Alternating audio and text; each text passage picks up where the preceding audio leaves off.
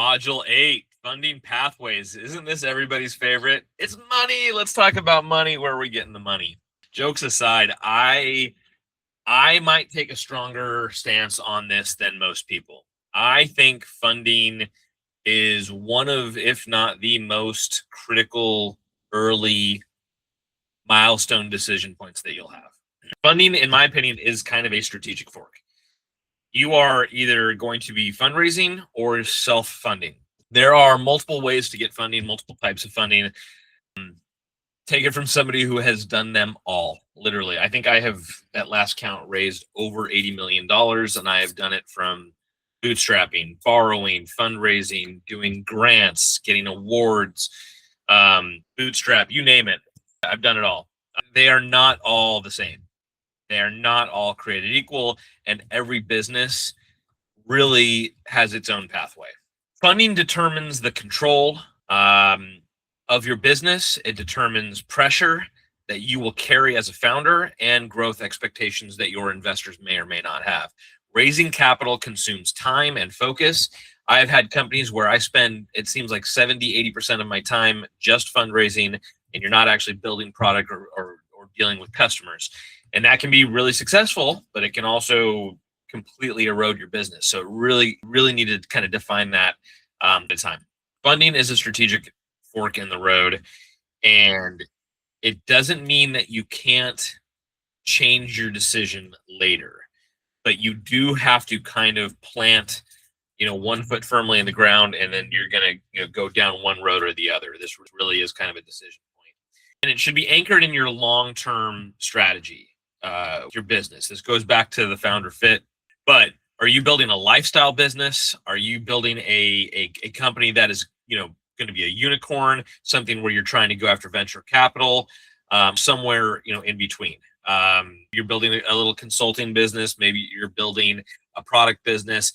The demands for your time and cash, both from your product or service and from your customers, will determine on whether or not you need funding. Venture capital requires scale. It requires exit expectations, and they are betting on you to become a unicorn. So you're going to then carry the demands of that as well. Bootstrapping, if you're self-funding using your savings or you're using revenue or your profits, that preserves all of your control and your flexibility. So where you're trying to go, where you're trying to take the business, really is what should determine funding pathway. Now, this gets to the core section here. What are the different pathways? So bootstrap, aka self-funding, that is taking your savings, putting your revenue and reinvesting it back into your business. As mentioned earlier, this helps you preserve all ownership and control between you or your cohort of co-founders. It really encourages disciplined growth, because you're not going to have a whole bunch of money to throw at problems. You really have to, iterate, experiment, and make the right decisions as you move forward. It works a lot when startup costs are low. You can still monetize things and get revenue flowing. So service type businesses are often like this. Second category is debt or borrowing money. So you can borrow from a number of different institutions. You can go to a bank, you can get an SBA loan, lines of credit, you can max out your credit cards, you can take a second loan on your house. There's a lot of different ways to borrow money. You can also borrow money from people. You can go and do a friends and family round. You can go and actually borrow money from other individuals, high net worth individuals, etc. And then that can be done as a debt instrument. So where you agree to certain terms. Maybe I'm going to borrow $100,000 from somebody, and I agree to pay them back $10,000 a month for a year. And at the end of it, maybe they've got 1.2 million, and I, cash that I needed up front. If you're going to do something like that, then you got to be able to make sure that you can actually make those repayments. So it works best when you have a lot of visibility on what your revenue is going to be, and that you have stable margins. So you have that kind of predictability of where your money is actually going to be coming from. And then the next way is to actually go out and fundraise. And that is where you're doing it on equity. And so what you're doing is you're giving somebody some ownership of your business in exchange for that cash. And generally they are getting favorable terms or a discount based on what the future growth or value of your company is going to be.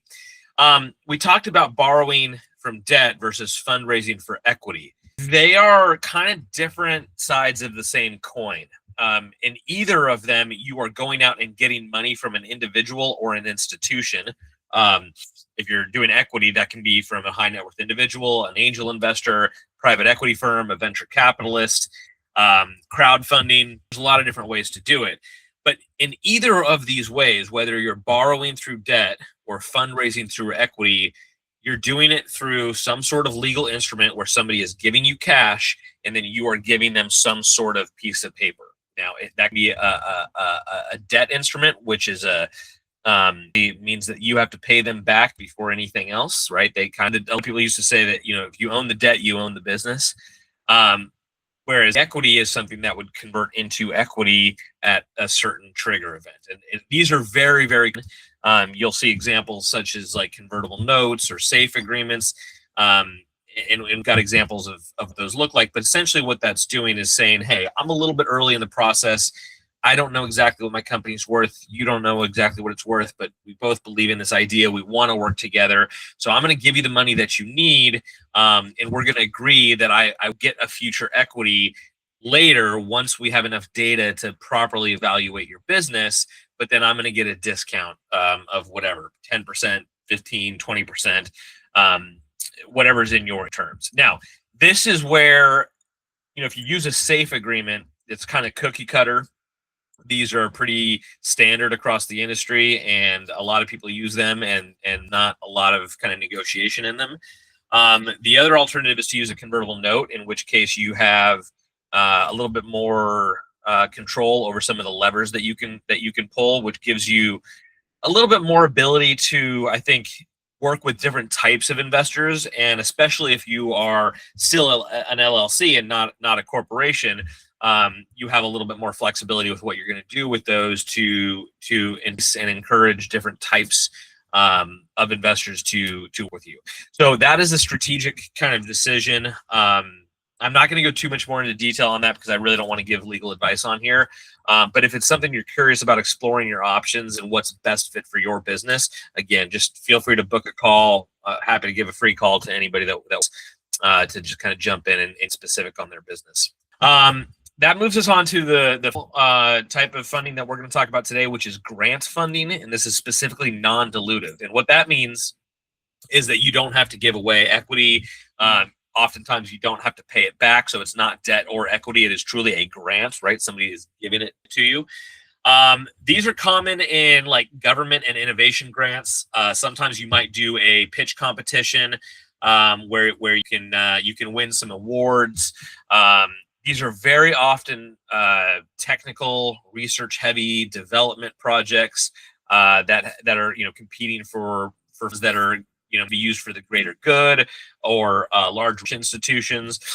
They are great because they're non-dilutive, so they extend your runway. But they require a lot of structured reporting. And if you're doing anything in the government space, you need to be registered with a whole bunch of different agencies in order to qualify.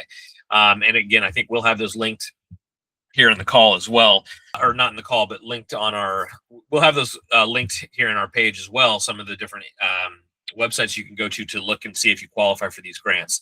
So, but I've actually leveraged this pathway a lot, tens of millions of dollars, over the course of my career. So this is something that I'm a big fan of. Definitely want to check, these dollars change from year to year as presidents come and go, different administration. There's another program where these things generally have been around for a while, but it just good kind of note take that you're going to want to check for the latest rules and availability, again, at the websites that are linked in this page.